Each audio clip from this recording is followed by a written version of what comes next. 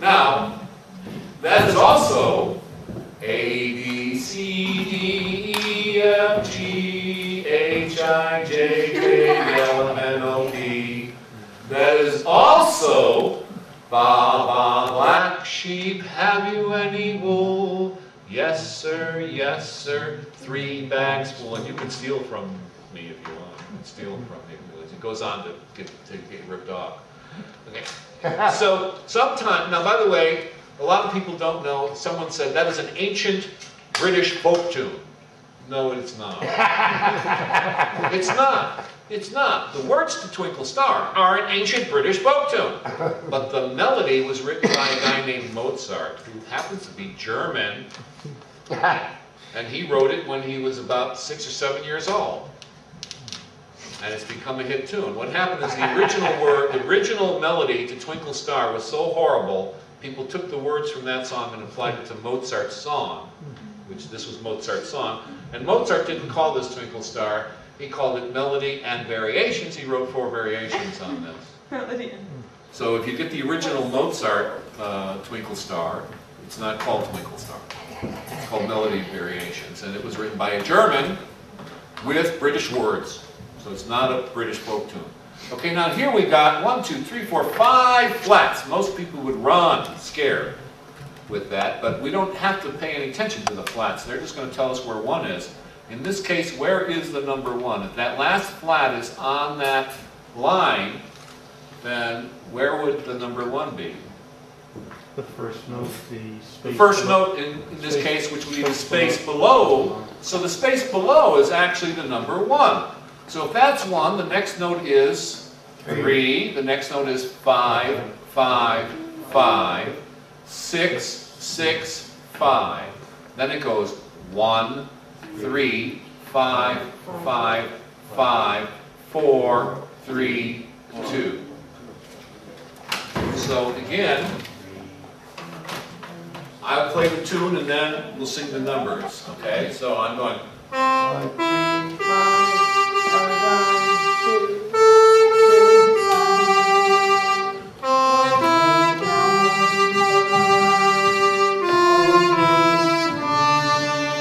Do you recognize it? Kumbaya, yes, Kumbaya, my Lord. See? So that's that song. So again, I'm going to play it and you guys sing the numbers. You ready? 3, 5, 5, 5, 6, 6, 5, 1, 3, 5, 5, 5, 4, 3, 2. And then I can figure out the rest from there, can't you? You can just sit down at home and write the numbers on a piece of paper, and then later put them on the staff. Okay? Next tune. Down. 3 sharps this time. And again, the last sharp just happens to be the top space. So if the top space is the number 7, then the space down is 5, the space down from there is 3, the space down from there is the number 1. So the second space from the bottom is where the number 1 is. So what's the first note in this music? 5. 5. It's going 4 notes below, which is the number 5. Exactly. So this starts out as 5, 1, 1, 2, 3, 5, 3, 2, 4, 3, 1, 1, 3, 2, 7, 6, I meant 7, 5, I'm sorry, 5, 5, 1, 1, 2, 3, blah, blah, blah, a whole bunch of stuff that the printer didn't get on the side. I was trying to finish enough of the melody to recognize it. So let me play this one and see if we can recognize this one. So now we're going...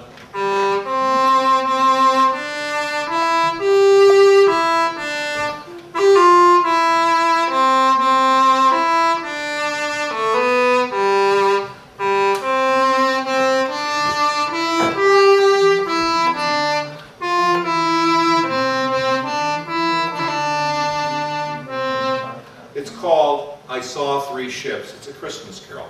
I saw three ships come sailing in, on Christmas Day, on Christmas morn, or whatever. See, I don't even know the words now. I just know. The French national anthem. Which, by the way, God bless the French, that is perfectly singable. It's an octave and 2 notes, and anybody can sing that.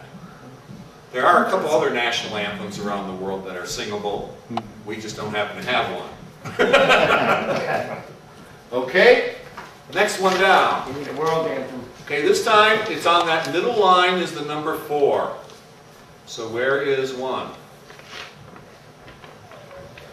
The first space. First space. Yeah, the first space. So now this song does not start on 1, it starts on what? 2, 3. So this is 3, 4, 5, 4, 3, 2, 3, 3, 3, 5, 4, 2, 3.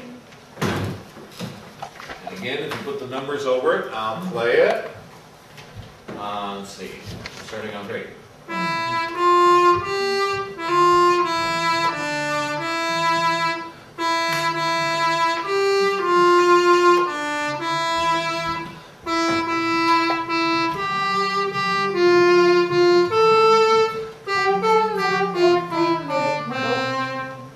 Hickory dickory dock, the mouse ran up the clock.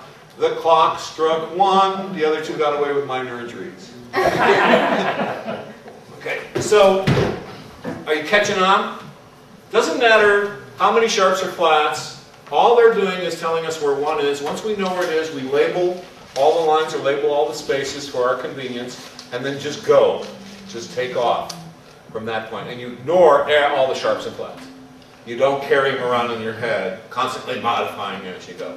There's nothing to remember once they tell us their job. Okay?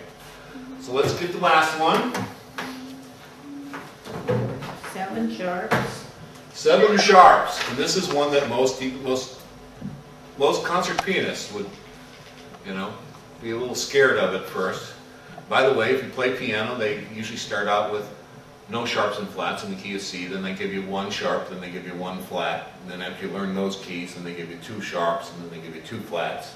Then after you learn those, they give you 3 sharps and 3 flats, and on then you get the 4 sharps and 4 flats, and then 5 flats, and then that's it. Most people don't learn 5 sharps, 6 sharps, or 7 sharps, and most people don't learn 6 flats, 7 flats. Let alone the fact that theoretically, I can double sharp every note, and I can double flat every note, so I can have 14 sharps.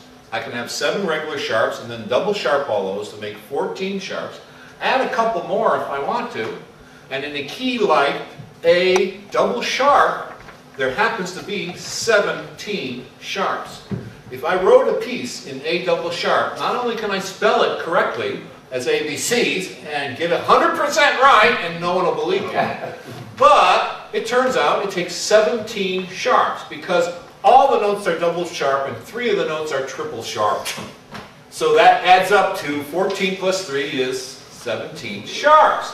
Now if I handed a concert pianist a piece of music that had 17 sharps on it, they would just fall off the keyboard. They wouldn't know what to do with it. Especially if we had jive steps. They wouldn't know what to do with it, but you know what I would do with it? Get rid of all the double sharps, be left with 3 sharps, and say, oh, how easy. This is, this is really in the key of A. Or actually, it's in the key of B.